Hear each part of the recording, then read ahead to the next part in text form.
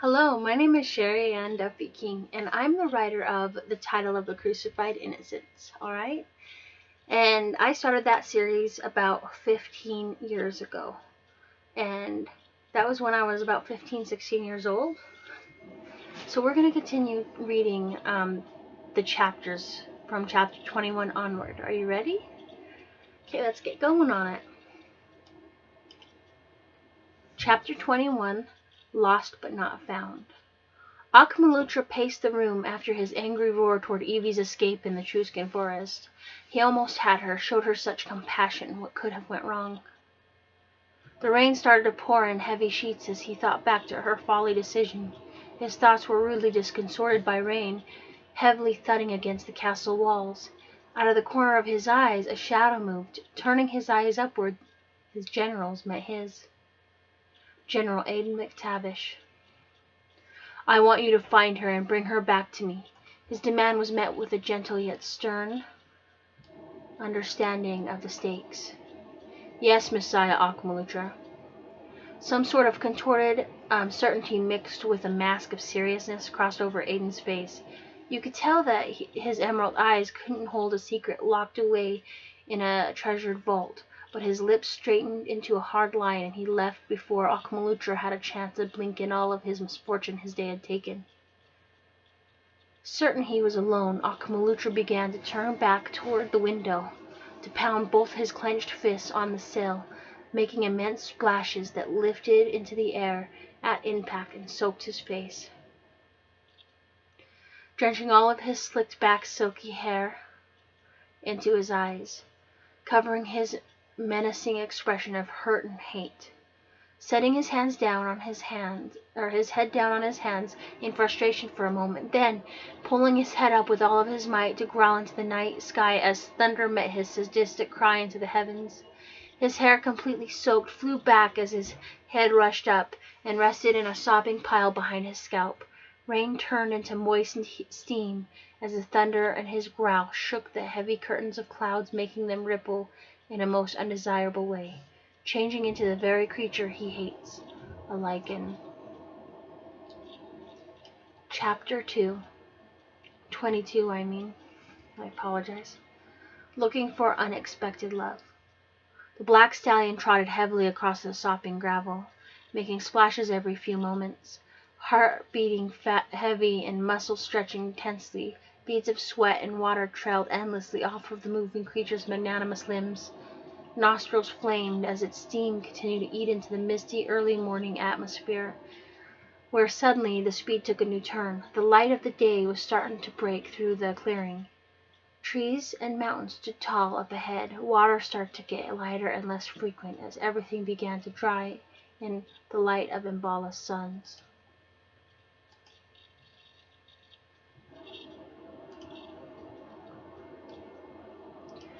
A town called Shrevegrove hid around the bend curve of the trail, a place considered sacred, giving off a sensation of safety. The town of Shrevegrove wasn't easily found because the founding fathers put a safety curse on it so no one except the town's people or the Profirco girl could find it and be safe. A nice place to rest for a short while and refresh Ithaca. Hopping off of her, Aiden patted Ithaca on the side of her head, taking the reins to a nearby post. The stable boy named Will pulled up some hay and a bowl of fresh water.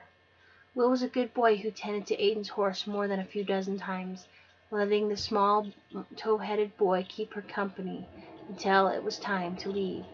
Aiden stood there rubbing Ithaca's head, thinking back to a few short hours ago at the castle, to when he saw Evie running toward him near the west wall of the Truscan forest, her auburn hair flailing violently and full of passion against the wind, her green eyes glimmering in a hope of desperation, as her legs thrust her forward, knocking soft warm flesh into him accidentally.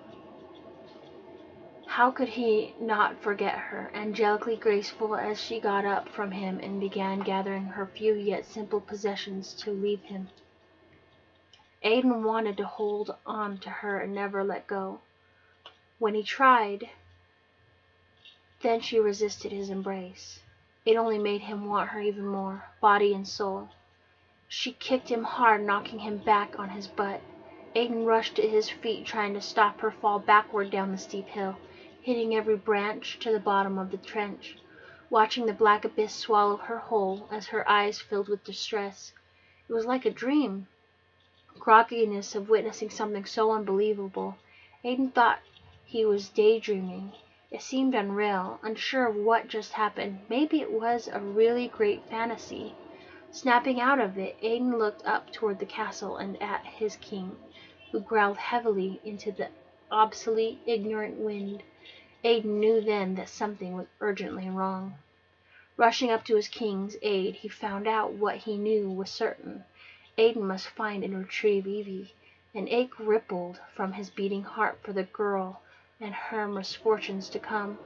Death, greed, destructions, and futile discrepancy of love for her. Touching and seeing her, he knew she was the one he must rush towards safety. Mind returning to present, Aiden moved to Will and patted his favorite nephew to say, "Good job, laddie."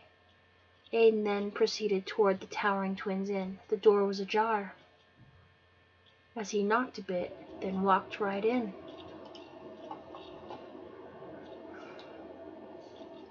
The first sight he saw was the beautiful Mary Elizabeth Shaw, a rotund woman whom he loved and adored since she was a wee baby in her nursery, as his mother fed her and sung her lullabies of long-told prophecies as nursing rhymes. His sister and her husband owned the towering twins' inn.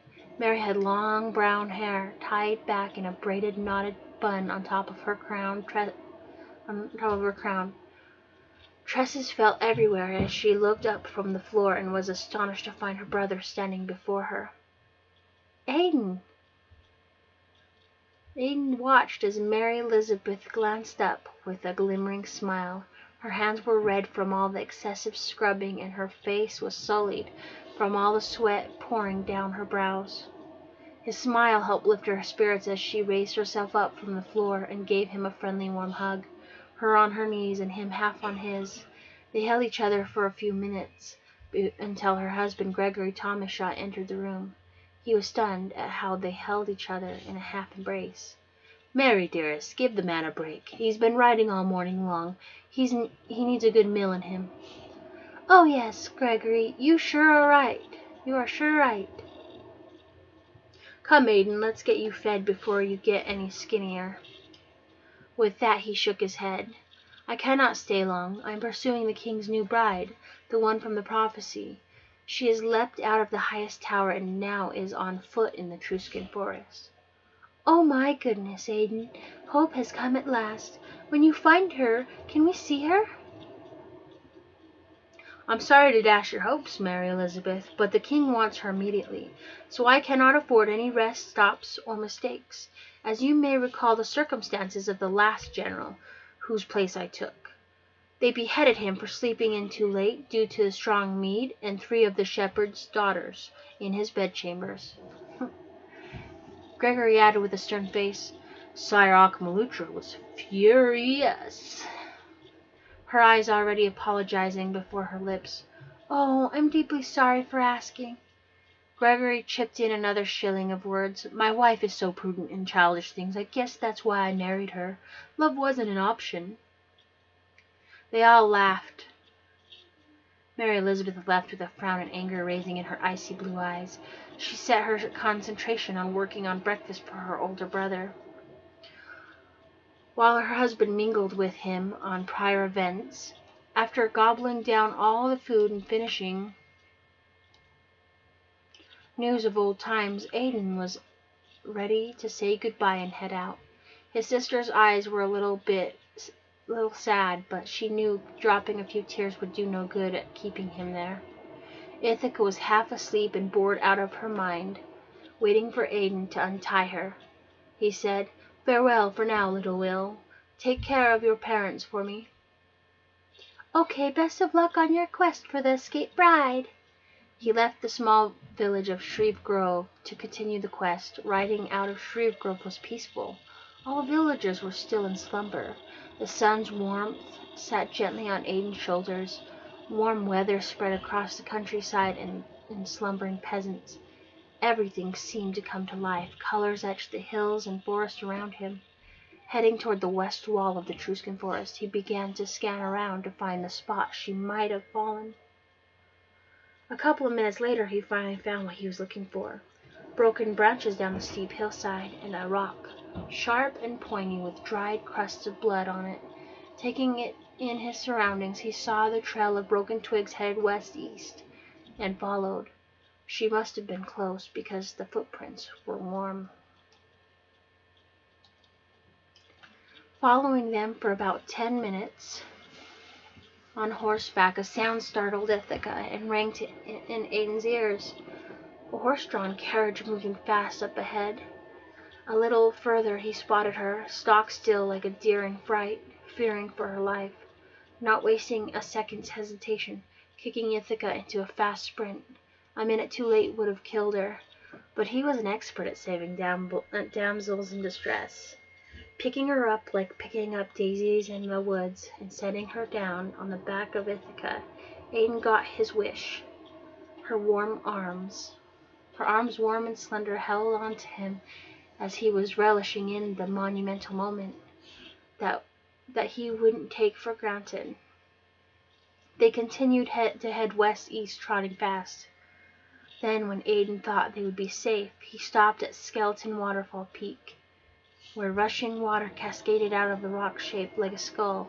He remembered partial stories about it, that the skull itself was a demigod named Nemosai, who died in a battle while protecting all of Imbalas millions of years ago from a supernatural being that would hide as smoke and overpower its enemies and kill them while squeezing the life force out of them from within.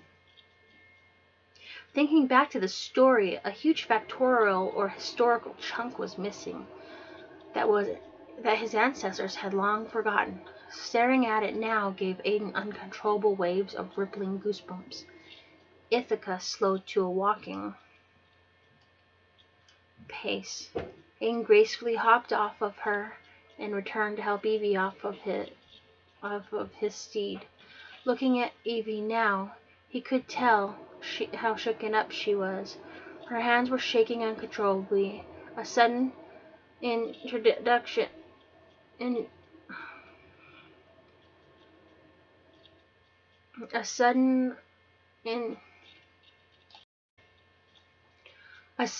contradiction to her eyes that showed no fear, only thanks from a good heart. He also noticed that she was curious of who her masked rescuer was. So in that instant he threw off his hooded attire and greeted her. Before he could get a word out, she was flushing with embarrassment. Her cheeks almost matched her flaming hair. He couldn't remember what was all said, but he did remember how she didn't recognize him, how she must have lost her memory of who she was. So he decided to leave her to build camp, leaving to find a member of the order to consult these issues with. He left Ithaca with Evie and walked deeper and deeper into the Death Forest. The further he went in, death reigned throughout. The further he went in, the deeper into the Death Forest, death reeked throughout the air. Wind kicked up and chided roughly past his already chapped cheeks. Good thing his beard was growing. I'm sorry for the break in the video. I had to handle something. It was an emergency. Alright. Now, he left Ithaca with Evie and walked deeper and deeper into the Death Forest. The further he went in, death reeked throughout the air. Wind kicked up and chided roughly past his already chapped cheeks. Good thing his beard was growing. Not a big help, but it did have its benefits. Although the wind did leave a stinging sensation that kept him alert for oncoming prey in this part of the dreary forest. Hunting always came easy to him since childhood. Aiden figured he could catch something warm and edible for both their aching stomachs. Walking began to take its toll on him. After hours of riding to find her, he knew time was wearing him out. The suns began to come closer to setting, and he needed to hurry. A dark cottage sat behind some pretty solid leaves. Vines drenched over it, hiding from all the world to find it. Walking around it to the entrance, then pulling the hanging leaves out of the way and to the side, like a curtain. He entered complete darkness, steep stairs descending. With little light illuminating the passageway at the bottom, he met Ollivander, the head of the secret salvation of the world of Imbala. Or as he liked to call it, the Swotwo. It's an anagram. SSOTWOE in parentheses. Eyes were shining in the dark as he met his unexpected guest. "Hello, General Aiden McTavish. What brings you here on such short notice?" Aiden answered. "She has arrived, and the sire of Imbala wishes to marry her, but first he sends me on a quest to find her, since she escaped like a pro out of his highest tower." Now Ollivander's eyes closed and his mouth gaped open like a serpent, with shards of inhuman teeth that pushed into an utmost unpleasant smile. "Ha! I felt her when she arrived. At first I thought the ground beneath our feet were rumbling a seriously dangerous warning, altering a cataclysmic event."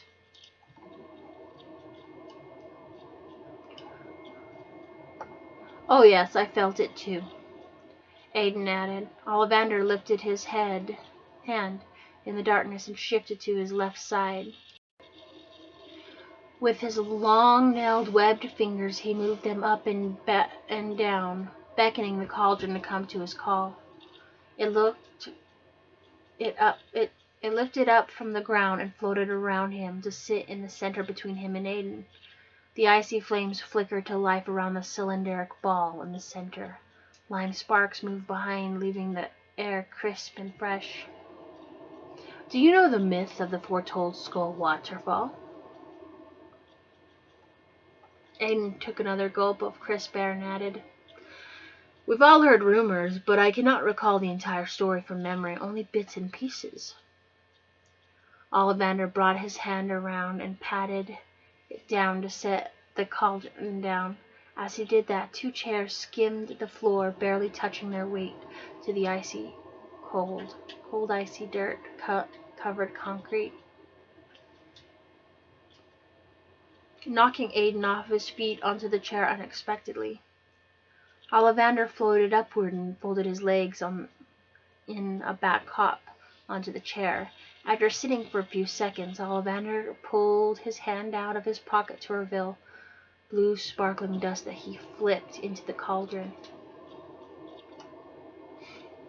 A long time ago, a war raged between 2 demigod men, one for the better than the other for the worse, both sexually infatuated with the same woman. But she only loved one. Now mind you, these men were on the borderline of psychologically dangerous. Sound familiar?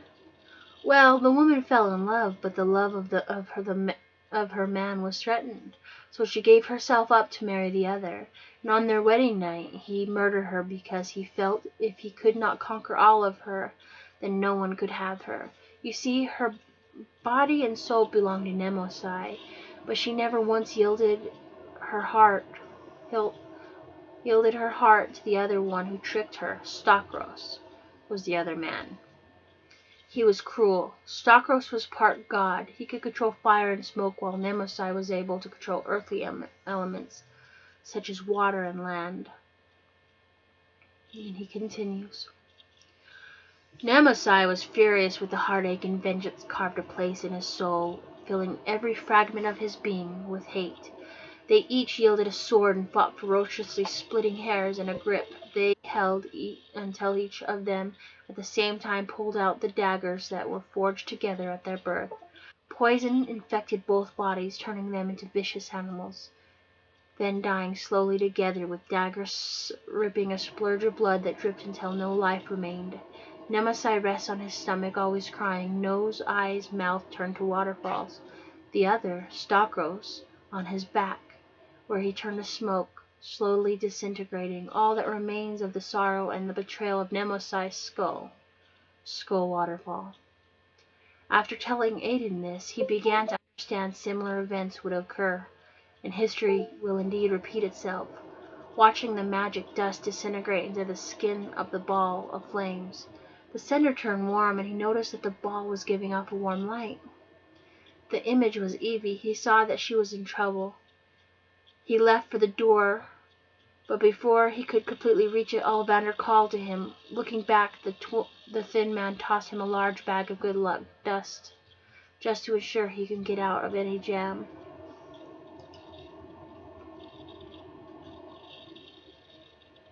Chapter 23: Frantic Rescue.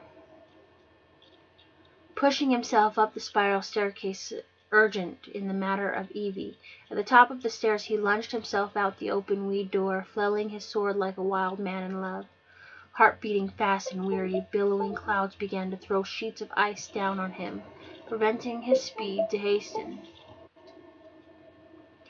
For every 10 steps forward he was thrust backward 5. Ice literally began burning his warm skin with sharp tips. The wind kicked in to assist the harsh weather. Up ahead, out of the darkness of the light a light reflected off of a tent, illuminating the surrounding bush. A shadow flickered through the tent. From the curves of it he could tell it was Evie. Finally the wind died down, and the shards became soft and felt like dust in slow motion. Side began to struggle and panic against the invading arms. Aiden decided to skirt around the tent in hopes of catching the perpetrator by surprise. Almost to the entrance, and bang! His head spinning from the contact of whatever struck him silently. Silent echoes repeated conquered his mind as he fell forward into the snow, landing on his side. Eyes becoming blurry as he watched helplessly as 2 men carried Evie to the cart and loaded her into the cage. Eyes flickering backward into Aiden's head until the world fell silent around him.